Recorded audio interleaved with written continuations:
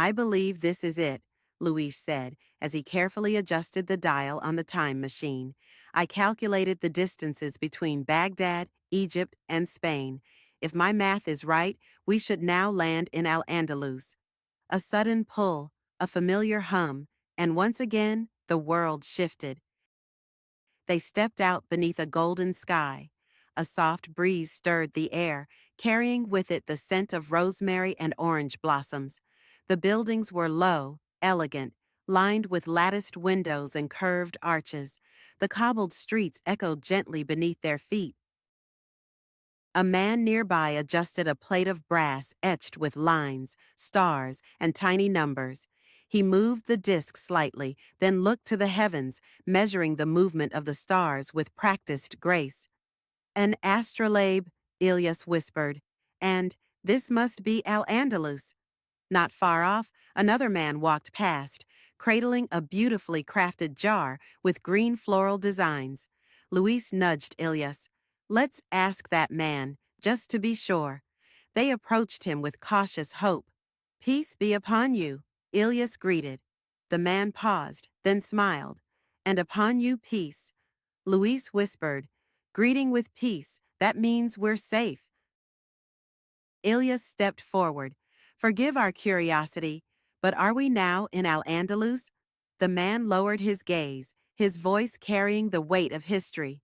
You arrived just shy of it. Al-Andalus was here, yes, but only days ago, the last stronghold fell. The kings have taken it. The words hung in the air like a farewell breeze. Luis turned to Ilyas. I wonder if the machine's not just shifting location, but time too. We are traveling the same distance through time and space each trip. At that moment, Ilyas's stomach growled audibly. Luis chuckled. Well, I'm hungry too. He turned to the man with the jar. Is that water you're carrying? The man looked at them with amused confusion. Water? Oh heavens, have you never seen a pharmacist before? He held the jar proudly. This is my medicine jar, filled with prepared remedies. I am a Saydalani, a apothecary. He studied their clothes again. Come, you're hungry. You seem unfamiliar. My home is near. Join me for a meal. I won't hear a no. Luis and Ilyas exchanged grateful smiles. That's very kind of you, Ilyas said. We would be honored. On the Andalusian apothecary's table rested a curious dish, unfamiliar in form yet irresistibly fragrant.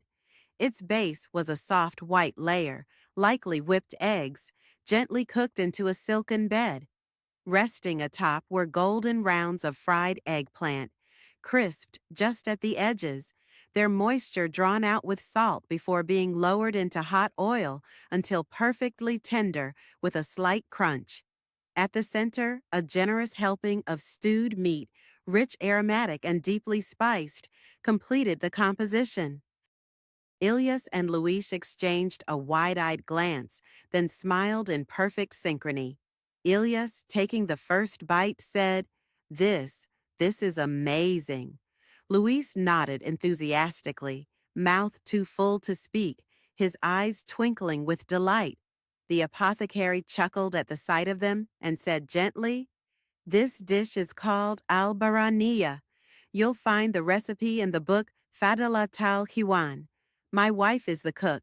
As for me, I confess, I don't actually know the full method.